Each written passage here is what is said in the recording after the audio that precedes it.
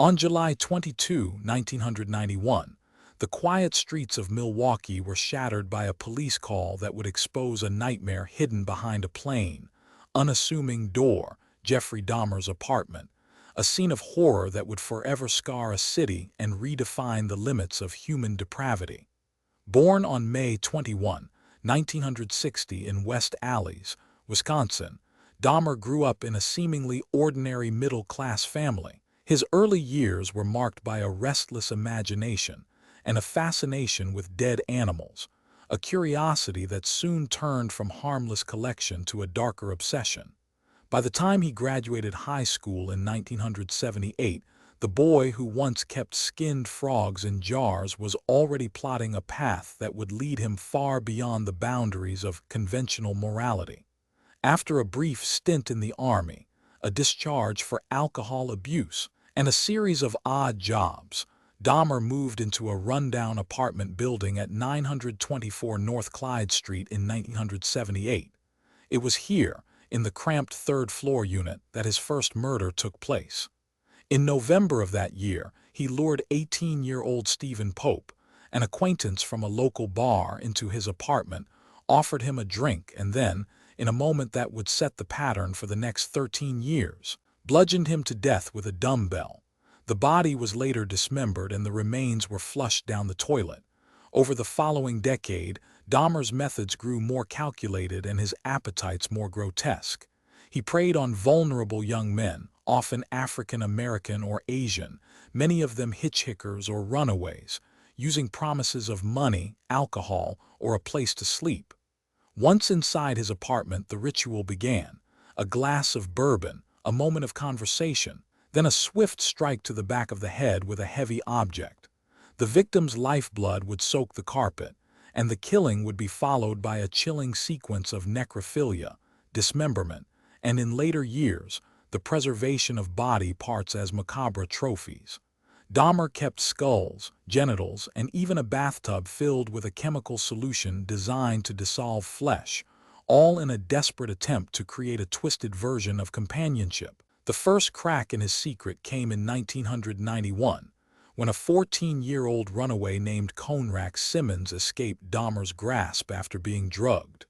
Two friends found Simmons disoriented on the sidewalk, half-naked and bleeding, and unaware of Dahmer's involvement, called the police. When officers arrived, Dahmer, calm and charming, explained that he was simply giving the boy a ride home. He convinced the officers that Simmons was his lover and that they were merely having a private moment. The police left, and Dahmer later returned to the apartment, where he revived Simmons, strangling him again before returning him to his own home. It was the disappearance of 18-year-old Jesse Holt in 1991 that finally led to Dahmer's undoing. Holt's mother reported him missing after a night out. When police returned to Dahmer's apartment on July 22, 1991, a young man, later identified as Tracy Blaine Carter, was found inside, handcuffed to a wooden chair.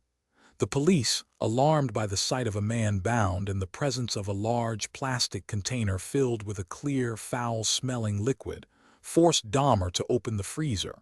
What they discovered inside was a tableau of terror: dismembered bodies, severed heads, a bathtub with a human torso, and a pile of plastic bags containing what appeared to be preserved organs. The stench of decay filled the hallway, and the evidence was undeniable. Dahmer was arrested on the spot, his 13-year reign of terror finally exposed. The trial began in early 1992, a media circus that drew national attention. Dahmer entered a plea of not guilty by reason of insanity, insisting that he was compelled by an uncontrollable urge and that his mind was a blank space.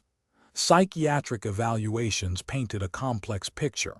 While he displayed traits of antisocial personality disorder, schizoid tendencies, and a profound lack of empathy, experts agreed that he possessed the capacity to understand his actions. The defense argued for institutionalization, while the prosecution emphasized the premeditated nature of each murder and the calculated steps Dahmer took to conceal his crimes. After a grueling 10-day trial, The jury deliberated for less than an hour. On February 15, 1992, they found Jeffrey Dahmer guilty on 15 counts of murder.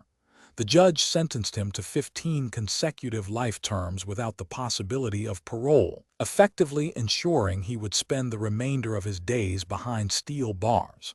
The sentencing hearing was a sobering moment for the families of the victims, who had endured years of unanswered questions, and now faced the reality of a man who could never again walk free.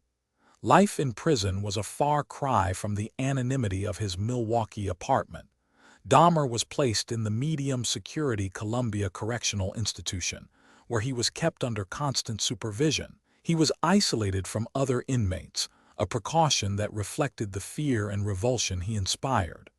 On November 28, 1994, a fellow inmate named Christopher Scarver approached Dahmer's cell under the pretense of sharing a meal. In a sudden, violent outburst, Scarver attacked both Dahmer and another inmate, Jesse Hoffman, using a metal bar from the prison workshop.